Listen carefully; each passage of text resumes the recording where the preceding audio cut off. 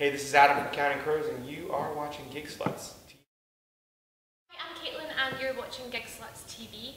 My 13-year-old former self would probably be on the floor making funny noises right now, but no, I'm a little bit older and I'm more composed, and I'm so excited to say I'm with the lovely Adam, who is the frontman and lead singer of Counting Crows. So hi, Adam. Hi. Thank you so much for joining Gigslutz this afternoon for a chat. Now, before we get into the questions, happy birthday. I hear you just hit a bit of a milestone. About a month and a half ago? Yeah. And how did you celebrate the big 5-0? Played a gig in Tulsa. Nice. Was it fun? Did they sing happy birthday to you? Yeah, I guess. I was just kind of in the middle of the gig, and then I knew I wasn't going to get away with it, but I was trying to just get away with it. The crew came out with a cake. Was it the Stevie Wonder version or the traditional one? Oh, I don't think they sang. I think the crowd sang. I don't think they're really capable of the Stevie Wonder version. Yeah. Did you get some nice presents? I don't know, man, I was in Oklahoma. I was pretty far from everybody. I can't remember what I got. Maybe I got it when I got home. I don't know, we were at work. Yeah. And touring the new album then, is that what you were out doing? Well, we were touring. Yeah. We were playing a lot on the new record. Yep. And the new album, Somewhere Under Wonderland. Excellent. And it just came out in the UK this week. Yep. I think yesterday, yeah. Yeah. And where is Wonderland, or what is Wonderland, or who is Wonderland? Well, when I first moved to Hollywood a long time ago, I lived in Laurel Canyon on Lookout Mountain, 2 doors down from Wonderland Avenue. And I always loved that the street was called Wonderland Avenue. Yeah. It just seemed like a really cool name. And do you think everyone has their own little Wonderland? Oh, I don't know. Do you have Wonderland? Well, I have Wonderland Avenue. Yeah. It doesn't have like a metaphorical meaning to you. Yeah. I don't know what that is. That's okay. And your lyrics have always been really personal to your experiences throughout the years, and kind of 20 years on from the first album, you've got a kind of a lyrical biography of your life. Is that something you like to reflect on, or is it something you quite like to leave in the past and that's there? What? My life or the songs? The songs, yeah. So you've got a really unique thing, because some people may look to a diary to read about what they were going through 20 years ago, but you've got all this music. Is it something you do like to reflect on? Well, we play them every night. Yeah. So, I don't know. I mean, I suppose, memory is a big part of anyone's life, and mine has got melody to it as well. Yeah. I'm not really thinking about it a lot. We play a show every night, so those songs get played. Yeah, and do you feel like, the old songs, when you play them now, they take on a new meaning, and the performance style is different because you're in a different place now from when you first wrote them?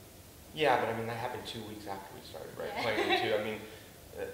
They're different every night because of however you are every night. I think the songs are very much alive. Yeah.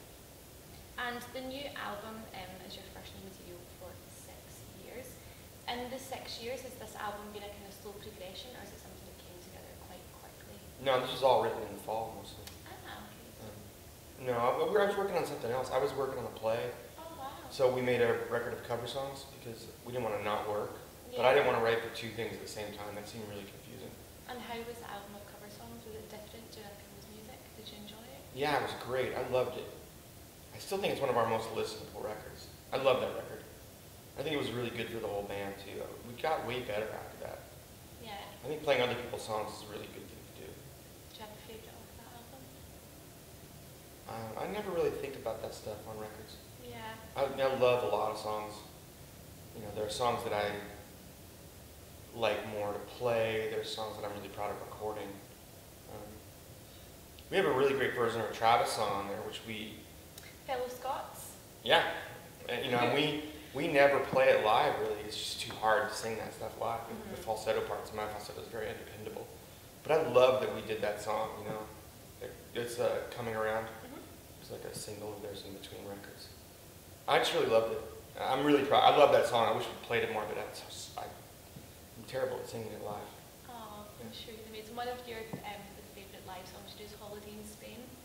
That's my favourite. I love it. Your voice is intense. I think I love playing that song because it's always the last song of the night.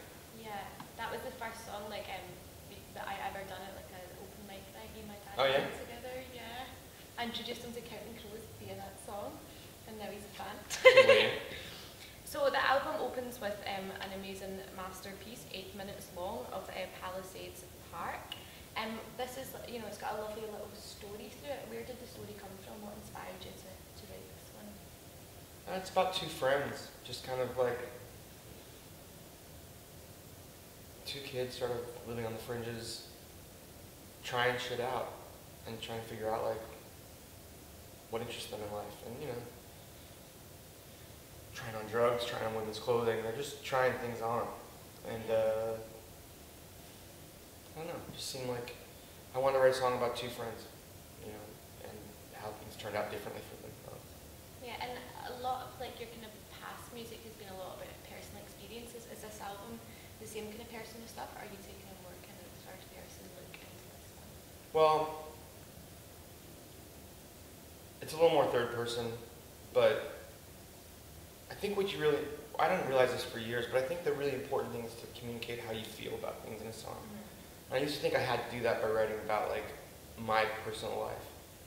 But I sort of came out of that a bit on this record, told stories that were not about me, but were very much about how I felt. Yeah. Cool. And the album's going to go out and tour in November around Europe, that's right? Some sold out gigs in London. Well, the band's going on tour. Yeah. And we got Mighty Glasgow as well. You're taking yourselves up there. Absolutely. Do you enjoy life on the road, or were you on the road much in that kind of, you know, the gap between the albums, or? Oh, yeah, that's why there's a gap between albums, because Yeah. we're nearly constantly on the road.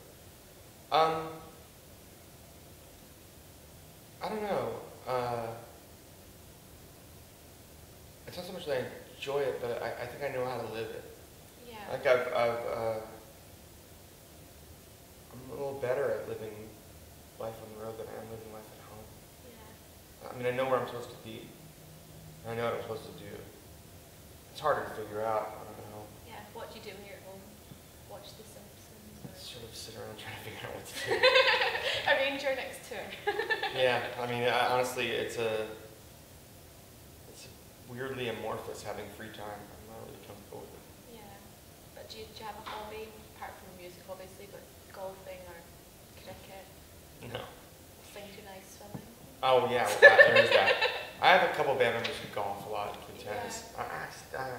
It just feels weird being a golfer in a rock band. Yeah. I don't think it's... And the fashion's like... Yeah. Well, I kind of like the clothes, all that Argyle socks and stuff, but nobody wears those anymore. I don't know. I must have a hobby, I just can't think of what it is. Yeah. Yeah, no, I have no idea what it is. I'm sure I do something. Eat ice cream? I like ice Or cream. just start like listing things until we could be... Yeah, well, it wasn't cricket, it's not ice cream. No, it's like horse riding, polo. Polo. No, you know, I went to a polo match for the first time last year. Yeah. That is the stupidest fucking sport. Yeah. I thought, you know, I really like sports. I go to a lot of sports. There's your hobby? What? Sports. Well, it's not really a hobby. I just like, Watching I like it. sports. I like movies too. But I mean, I can be interested in anything anyone's doing that they're trying to excel at. I think that's like, you know, that's what humanity's supposed to do, is try and do things really well. So sports are interesting to me. So I thought, well, okay, I don't understand polo, but I bet if I go to see it, I'll understand why it's there. Yeah. And it's not. It's just, it's utter crap. Well, I think rich people just like getting dressed up in clothes. And, Yeah, I think it really is a bunch of rich people barely riding horses around in a circle. Like, you know, well, I guess this is so they don't kill the horses, but two people going for the same ball, there's just a rule about one of them has to stop and let the other one take it. I guess so they don't crash horses into each other. But what other sport does someone go, you know, go? It just seems, have it. you know, it's yours. Yeah. I don't really want them to crash horses into each other, but I was watching it, and it was also polite and enormously pointless. So back to the album then. They did have a lot of champagne there, though. I'm thinking about this now because it was out on, by Liberty Island. I went with a bunch of friends, and they Another had. hobby, drinking. They had, yeah, I like drinking a lot. It was put on by Veuve Clicquot, and they had, untold amounts of champagne. Yeah. And then we found this room in the back, and we had these like passes, and they had huge tubs of ice with massive plates of caviar in them. Do you like caviar? Shit, yeah. I like all kinds of stuff, but certainly not turning down that. But I was like taking huge spoon, like bowlfuls of it, and we were just eating caviar and drinking. I had a horrible hangover the next day. So maybe polo's not that bad. Well, the polo was horrible. Yeah. We were in our back room eating the experience. Caviar. Now, caviar is not that Maybe bad. that's why people go to it, because they get the caviar and get the champagne and have to watch this fake sport. I don't know whether they have that at every match, though. Yeah, I wouldn't suggest you go to another casino in case. I don't want to risk it. Yeah. So sports in America then, football, basketball, soccer, Sure. all of them, all of the above. Oh, yeah. Yeah. Curling? Curling? Yeah. Hurling, No, yes. curling. Okay, curling's where they get like a brush on the ice. And Curling, yeah, no, I know. Hurling is where they have the little sticks. And yeah. Irish. Yeah. I like curling.